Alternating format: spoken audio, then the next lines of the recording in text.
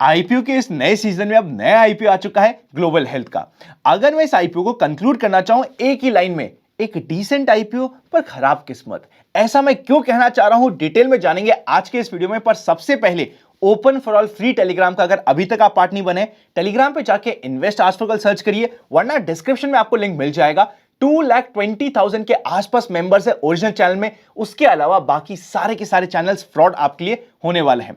चलिए शुरू करते हैं इसी इंपॉर्टेंट अपडेट के साथ आज का आईपीओ रिव्यू।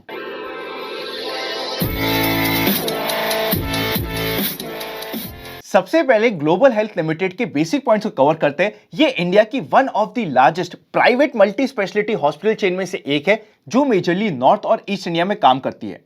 अगर हम इनकी स्पेशलिटीज की बात करें तो cardiology, cardiac services, neuroscience, oncology, digestive, orthopaedics, liver plant, kidney के साथ साथ यूरोलॉजी की सर्विसेज ये प्रोवाइड करते हैं। आज के दिन इनके 4 मेजर हॉस्पिटल है, जिसमें से सबसे बड़ा और सबसे फेमस हॉस्पिटल है गुड़गांव का। इंदौर, रांची और लखनऊ में ये सारे के सारे हॉस्पिटल्स काम करते हैं मेदांता के ब्रांड नेम के अंडर। अगर हम बात करें एज ऑन 30 जून 2022, ये कंपनी अपनी सर्विसेज प्रोवाइड कर रही है 30 से ऊपर मेडिकल स्पेशलिटीज के लिए, साथ ही साथ 1300 से ऊपर डॉक्टर्स को एंगेज कर रही है। अगर हम इनके गुड़गांव वाले हॉस्पिटल की बात करें, ये best private hospital in India, consecutively 3 साल तक इसको ये रैंकिंग मिल चुकी है, 2020, 2021, 2022। और ये सिर्फ इकलौता इंडिया का ऐसा प्राइवेट हॉस्पिटल है जो टॉप 200 ग्लोबल हॉस्पिटल में 2021 में फीचर हो चुका है। नेक्स्ट अगर हम कंपनी की मेजर स्ट्रेंथ्स की बात करें तो सबसे पहले इनके पास क्लिनिकल एक्सपर्टीज ऑब्वियसली काफी अच्छी है, इसलिए इन्हें बैक टू बैक रैंकिंग मिल पा रही है। अच्छा फोकस है क्लिनिकल रिसर्च के ऊपर, एकेडमिक्स के ऊपर, लार्ज स्केल हॉस्पिटल से और काफी सारी सर्विसेज एक जगह पे मिलती है। अच्छा ट्रैक रिकॉर्ड है फाइनेंशियल्स में, जो अगर हम नेक्स्ट पॉइंट को कवर करेंगे वहां पे डिटेल में बात करेंगे। इनका फोकस रहता है कि ऐसे एरिया में जहां पे थोड़ा सा अंडर डेंस पॉपुलेशन है, वहां पे भी अपनी सर्विसेज को पहुंचाया जाए। ग्रोथ की अपॉर्चुनिटीज इस फील्ड में बैक टू बैक है और एक एक्सपीरियंस सीनियर टीम आज के दिन कंपनी के पास अवेलेबल है। अब चलते हैं फाइनेंशियल्स के ऊपर। टोटल एसेट्स की बात करें तो 2020 31 मार्च में 2600 करोड़ थे, 2021 31 मार्च में 2694 करोड़ थे। कुछ भी ग्रोथ नहीं देखने को मिली थी। जो पेंडेमिक वाला साल था यानी कि 2020-2021, उस समय कंपनी में थोड़ी सी स्लो ग्रोथ देखने को मिली थी, पर बाद में बाउंस बैक काफी अच्छा हो चुका है। 2022 मार्च की बात करें तो 3100 करोड़ के ऊपर के टोटल एसेट्स, और 30 जून 2022 की बात करें तो 3200 करोड़ के ऊपर के टोटल एसेट्स हैं। टोटल रेवेन्यू 2020 में था 1500 करोड़ का। नेक्स्ट ईयर ड्रॉप हुआ था कोविड की वजह से 1478 करोड़। 2022 में वापस से 2200 करोड़ के ऊपर पहुंच चुका है। प्रॉफिट आफ्टर टैक्स 2020 में 36 करोड़, नेक्स्ट ईयर 30 करोड़ के कम था, 28 करोड़ के आसपास।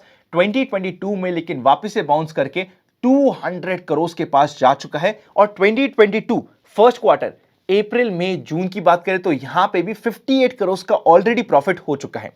नेटवर्थ 2020 में थी 1349 करोड़, जो बढ़ते बढ़ते 30 जून 2022 में 1675 करोड़ पे पहुंच गई है। बोरोइंग्स भी बढ़ी है साइड बाय साइड, पर ज्यादा मेजरली नहीं बढ़ी है। 2020 में थी 620 करोड़ के आसपास की बोरोइंग, जो बढ़ते बढ़ते 800 करोड़ के आसपास आज के दिन पहुंच गई है। अगर हम पी रेशियो की बात करें, अगर हम इस साल का डेटा ले और इस साल के डेटा को एनालाइज करके पी रेशियो निकालने की कोशिश करें तो 38 के पास है। डिसेंट है, महंगा नहीं कह सकते, डिसेंट वैल्यूएशन है। ईपीएस पिछले 3 साल का एवरेज आ रहा है 4.51 का, रिटर्न ऑन नेटवर्थ आ रही है 7.21 की। जिस सेगमेंट में कंपनी काम करती है, यूजुअली रिटर्न ऑन इक्विटी और रिटर्न ऑन नेटवर्थ कंपैरेटिवली लो रहता है। अगर हम पीयर कंपैरिजन करें तो सबसे पहले अपोलो हॉस्पिटल्स का पी रेशियो 77 का, मैक्स हेल्थ के पी रेशियो 126 का, फाइनली नारायणा का पी रेशियो 86 का। मतलब इसके पीयर के कंपैरिजन में ये कंपनी ओके वैल्यूएशन पे, डिसेंट वैल्यूएशन पे आईपीओ लाने की कोशिश कर रही है, बहुत ज्यादा एक्स्ट्रा डिमांड नहीं कर रही है। Object of the issue repayment करना है कुछ बोरोइंग्स का, जनरल कॉर्पोरेट पर्पसेस। फाइनली हम बात करते हैं आईपीओ के रिलेटेड इंपॉर्टेंट डेट्स की।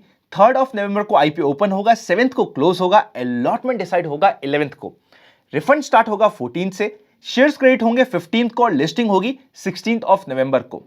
रिटेल में हमेशा हमें सिर्फ एक लॉट में काम करना है, जो हो जाता है 44 शेयर्स का, 14,784 रुपीज का एक लॉट है। HNI मिनिमम एप्लीकेशन यानी कि HNI स्मॉल कैटेगरी की मिनिमम एप्लीकेशन है 2,06,976 रुपीस की, और HNI की बड़ी एप्लीकेशन है 68 लॉट्स की 10,05,312 रुपीस। देखिए, कभी भी चाहे आप HNI स्मॉल में लगाए या फिर HNI बिग में लगाए, जो मिनिमम एप्लीकेशन होती है वही हमें लगानी होती है। उसके ऊपर बाय डिफॉल्ट जिस तरीके से रिटेल कोटा में सिर्फ एक एप्लीकेशन कंसीडर करी जाती है या एक सिंगल पार्ट कंसीडर किया जाता है, वैसा ही यहां पे कंसीडर होगा। टोटल 2200 करोड़ का आईपीओ है, साइज बड़ा है, फ्रेश इशू है सिर्फ 500 करोड़ का, और उसका ऑलमोस्ट 3 गुना से भी ज्यादा 1700 करोड़ का है ऑफर फॉर सेल। जो इस आईपीओ का पहला नेगेटिव हो जाता है कि एग्जिस्टिंग ओनर एक अच्छा माल बेच के जा रहे हैं। प्राइस ब्रांड 319 से 336 का, रिटेल में सिर्फ कट ऑफ प्राइस को हमें चूज करना होता है। 44 शेयर्स का एक लॉट है, रिटेलर्स के लिए है 35% का टोटल लॉट साइज। इससे पहले कि मेरे फाइनल कंक्लूजन पर जाए, अगर आपके पास डीमैट अकाउंट नहीं है, डिस्क्रिप्शन में इंडिया के बेस्ट डीमैट अकाउंट ओपनिंग्स आपको मिलने वाले हैं, जहां पे आप डीमैट खुला के बड़े ही आराम से अपने हर एक फैमिली मेंबर के नाम से आईपीओ अप्लाई कर सकते हैं।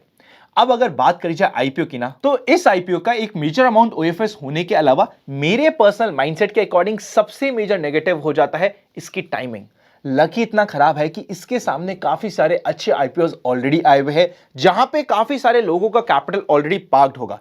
फॉर एग्जाम्पल, बेकाजी का आईपीओ इस आईपीओ से बेटर है। इवन अगर हम बात करें डीसीएक्स के आईपीओ के, वो आईपीओ इस आईपीओ से आज के दिन काफी बेटर लग रहा है। तो दो बेटर आईपीओ ऑलरेडी अवेलेबल है। फ्यूजन का आईपीओ और इस IPO almost neck to neck चल रहा है, तो काफी कंपटीशन मिलने वाला है इस कंपनी को। तो मैं अगर इस आईपीओ में अप्लाई करूंगा भी सही, तो सिर्फ और सिर्फ रिटेल कैटेगरी में करूंगा। HNI कैटेगरी में मेरे को अप्लाई करने के लिए इससे बेटर आईपीओ काफी अवेलेबल है, तो मैं फालतू में यहां पे फंड्स ब्लॉक करने की कोशिश नहीं करूंगा। आज के दिन अगर लिस्टिंग गेन होता है तो 10% का, लिस्टिंग लॉस होता है तो रफली 10 to 15% का मैक्सिमम, मतलब 15% का लिस्टिंग लॉस, 15% का लिस्टिंग गेन, ये रेंज आज के दिन इस आईपीओ में बन के आ रही है। बहुत ज्यादा एक्साइटेड मैं नहीं हूं इस आईपीओ के लिए, because at the same time इससे काफी बेटर आईपीओस और बेटर सेगमेंट के आईपीओस आज के दिन अवेलेबल है। फार्मा की बात करें या फिर हेल्थ केयर की बात करें, वो ऑलरेडी एक अच्छा परफॉर्मेंस दे चुके हैं, जिसके कारण इनके कॉम्पिटिटर्स के पी रेशियो काफी अच्छे हैं। पर आज के दिन एनी विच वेज इसके कॉम्पिटिटर्स भी काफी हाई वैल्यूएशन पे चल रहे हैं और बहुत ज्यादा अट्रैक्टिव नहीं हो रहे हैं। ये हमारे लिए वैल्यूएशन सही ला रहा है, पर इसका लक खराब है, टाइमिंग खराब है कि इसी सेम टाइमिंग में बिकाजी का और डीसीएक्स का आईपीओ ओपन हो रहा है। इसीलिए हमें थोड़ा सा देखना पड़ेगा किस तरीके से इसमें रिस्पॉन्स आता है। क्या बिकॉज ऑफ डिफरेंट दूसरे अच्छे आईपीओस इसका रिस्पॉन्स कम होता है? अगर कम होता है तो हम इसे अवॉइड भी कर सकते हैं। ये मेरा पर्सनल माइंडसेट है। आपका क्या माइंडसेट है, कमेंट करके बता दीजिएगा। जो भी हमने कवर किया है सिर्फ इंफॉर्मेशन और एजुकेशन पर्पस के लिए, आपको सिखाने के लिए कि किस तरीके से आईपीओ को स्टडी किया जाता है, बताने की कोशिश करिए। लाइक करना मत भूलिएगा। Happy learning and I will see you very soon.